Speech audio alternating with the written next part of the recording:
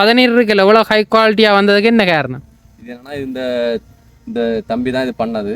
அவரோட அனுபவம் தான் இது. அனுபவம் கூட அந்த பனைமரத்தை அவர் வந்து எந்த அளவு நேசிக்கிறாருன்னா இந்த பதநீர்ல தெரியும். அவர் இப்போ எல்லாருமே என்னடா வந்து இதை வந்து ஒரு வருமானமாட்டு பார்ப்பாங்க. தம்பி வந்து வருமானமாக பார்க்காம இதை வந்து ரொம்ப நேசித்து இது மக்களுக்கு தரமான பொருள் கொடுக்கணும்னு சொல்லிட்டு கரெக்டாக இதை வந்து மக்கள் வந்து எந்த ஒரு இதம் பண்ணாமல் அதை நேசித்து பண்ணாலும் அவன் இவ்வளோ இதை பண்ணேன். அவனோட வேலைகளும் வந்து நல்லா நீட்டாக இருக்கும்.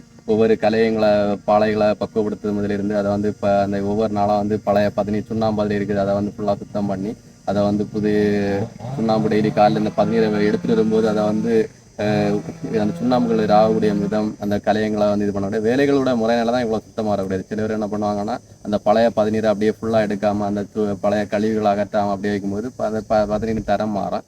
இது அப்படி கிடையாது. இது அந்த பானைகளை சுத்தம் செய்கிற முறை தான் இது.